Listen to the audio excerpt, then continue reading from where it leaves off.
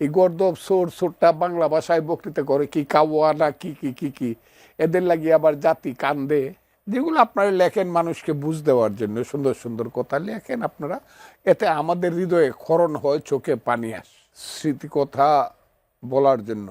সে স্মৃতিও বোধ হয় তার নাই। আমার জানা মতে যিনি বসেছেন আমার পাশে, ওনার জন্মদাতাকে যখন কুলাঙ্গারেরা ধরে নিয়ে যায় নরপশুরা, তখন ওনার বয়স হয়তো বা 4 অথবা 5 বছর। কাজে অতটা স্মৃতিও ওনার নাই, আছে শুধু সারা জীবনের হৃদয়ের কান্না। এখন ওনার বয়স 59 বছর, আমার হিসাব অনুযায়ী 58-59। হৃদয়ের কান্না। তার যে বড় ভাইটি তখন 12-13 বছর ছিল, মিশুক মুনির, ওনার সঙ্গে 2-1 বার আমার তার কর্মক্ষেত্রে পরিচয় ছিল। ওনার সঙ্গে আমার কোনো, আজকে যার সঙ্গে কথা বলতে বসেছি ওনার সঙ্গে পরিচয় নেই।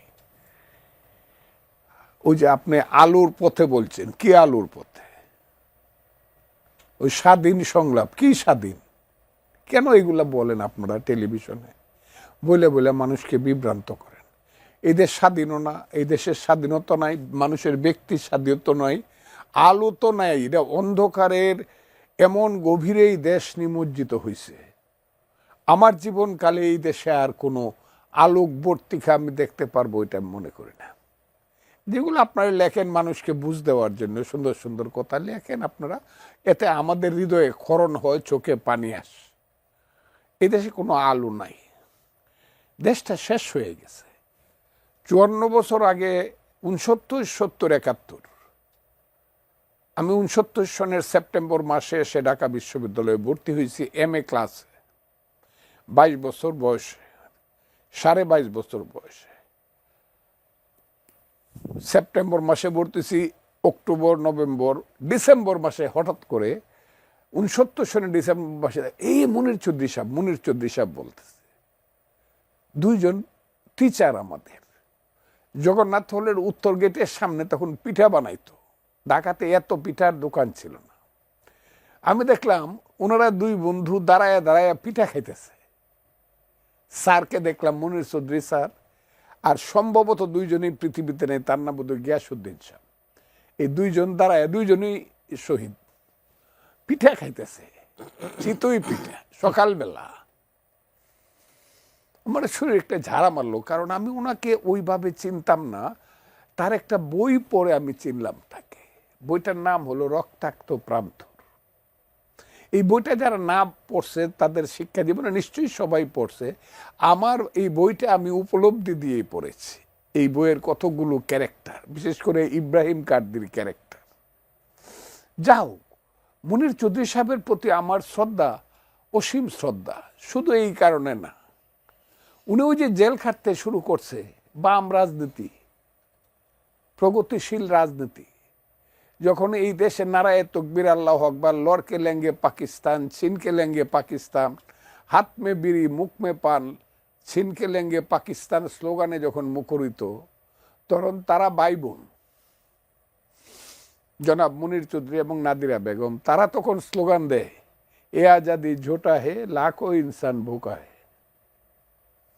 কত শ্রদ্ধা পাওয়ার যোগ্য। MN রায়ের শিষ্য তারা, মানবেন্দ্রনাথ MN রায়ের কথা বলে, আমাদের সন্দীপের সেই কাকা মুজাফফর, কমরেড মুজাফফরের কথা বলে তারা বিরোধী রাজনীতি করে জেলে জেলে যাচ্ছে, আসছে, আবার জেলে যাচ্ছে। ভাই বোন 2 জন ভাষা আন্দোলনে জেলে গেল, সব কিছু, ভাষা আন্দোলনে গিয়ে কবর কবিতা নাটক করলো, কত কিছু। মনির চৌধুরীর ইতিহাস বলে শেষ করা যাবে না। অল্প বয়সে মারা গেছে আমি বলবো না, তবে মধ্য গগনে তখনও তিনি আসেন নাই। তার জীবন সূর্যটা তখনও মধ্য গগনে আসে নাই, তখন উনি পৃথিবী ছেড়ে তাকে যেতে বাধ্য করা হলো।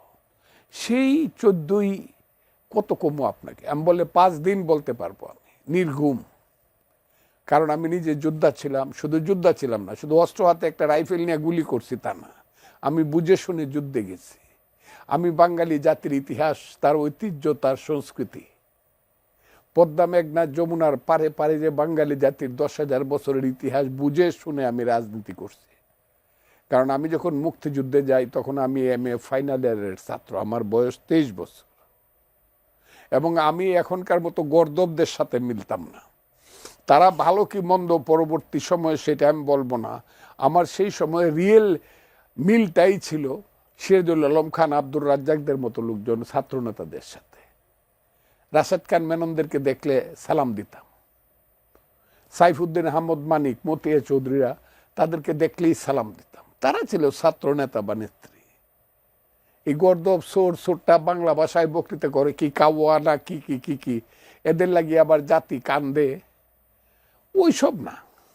কাজেই আমি যে কথাটা বলতে চাই, সেইখান থেকে রাজনীতি করতে করতে করতে করতে একটা পর্যায়ে যখন তাদের ভাষা আন্দোলন, তাদের চিন্তায় চেতনায় বাঙালি জাতি যখন এক জায়গাতে আসলো, এবং তাদের চেতনার স্তরটা যখন একটু সংশোধিত হয়ে 60-এর দশকের দ্বিতীয় পর্যায়ে আইসা 66 সনে যখন এটা জাতীয়তাবাদী রূপ নিল, বাঙালি জাতীয়তাবাদী আন্দোলনের প্রগতিশীল বাঙালি জাতীয়তাবাদী রূপ, এবং যখন স্লোগানটা আসলো তুমি কে আমি কে বাঙালি বাঙালি, তোমার আমার ঠিকানা পদ্মা মেঘনা যমুনা, শ্রেষ্ঠ স্লোগান।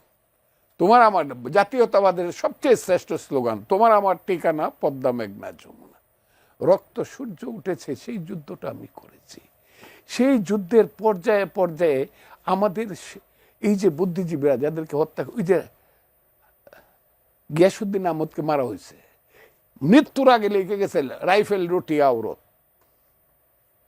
কঠিন ব্যাপার। এই যে জিসি দেবকে হত্যা করা হয়েছে, এই যে ডক্টর আব্দুল আলিম চৌধুরী ডাক্তার, চোখের ডাক্তার ছিল বইলা, যেহেতু সে সৈয়দ নজরুল ইসলামের আত্মীয় ছিল, সেই বাড়িতে সৈয়দ নজরুল ইসলাম পালাইছিল, এই অপরাধার চোখ খুললে মারা হয়েছে।